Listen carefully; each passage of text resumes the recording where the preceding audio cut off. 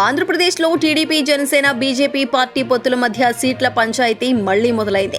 TDP గెలవని సీట్లను బీజేపీకి కేటాయించారని senior BJP నేతలు సైతం అధిష్టానానికి లేఖ రాసినట్లుగా తెలుస్తోంది.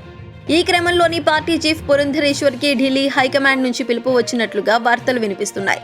దీంతో వెంటనే ఆమె ఢిల్లీకి బయలుదేరి వెళ్లటం జరిగింది. బీజేపీకి 6 ఎంపీ, 10 అసెంబ్లీ సీట్లను సైతం కేటాయించారు. పాడేరు, అనపర్తి, ఆదోనితో పాటు మరికొన్ని సీట్లపైన బీజేపీ నేతలు చాలా అసంతృప్తితో ఉన్నట్లు వార్తలు వినిపిస్తున్నాయి. శ్రీకాళహస్తి, కదిరి, గుంటూరు వెస్ట్ సీట్లపైన చంద్రబాబు ప్రకటించడంతో బీజేపీ నేతలు కాస్త అసహనంతో ఉన్నారట. దీంతో కొన్ని సీట్లలో మార్పులు ఉంటాయని కూడా బీజేపీ వర్గాల నుంచి వార్తలైతే వినిపిస్తున్నాయి. చంద్రబాబు సీట్లు ప్రకటించినా మార్పులు తప్పవంటూ పలువురు నేతలు తెలియజేస్తున్నారు.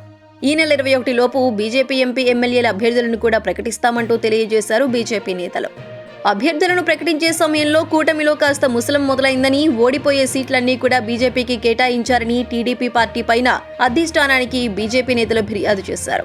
ఏపీ బీజేపీలో సీట్ల పంచాయతీ మళ్లీ మొదటికే రాబోతోంది. పొత్తుల భాగంగా 6 ఎంపీ, 10 స్థానాలను కేటాయించిన టీడీపీ ఎంపీ స్థానాలను సంబంధించి క్లారిటీ వచ్చినా 10 అసెంబ్లీ స్థానాలకు సంబంధించి క్లారిటీ ఇవ్వలేదని బీజేపీ సీనియర్ నేతలు అసంతృప్తిని తెలియజేస్తున్నారు. దీంతో పాడేరు, అనపర్తి, ఆదోనితో పాటు మరికొన్ని నియోజకవర్గాలను కేటాయించారు. అయితే ఇక్కడ బీజేపీకి కూడా సరైన పట్టు లేదని, ఆ నియోజకవర్గాల్లో టీడీపీ కూడా గెలవలేదు కాబట్టే తమకు సీట్లు కేటాయించారని బీజేపీ సీనియర్ నేతలు వాపోతున్నారు. మరి ఈ విషయంపైన టీడీపీ, జనసేన, బీజేపీ పార్టీలు ఎలా స్పందిస్తాయో చూడాలి.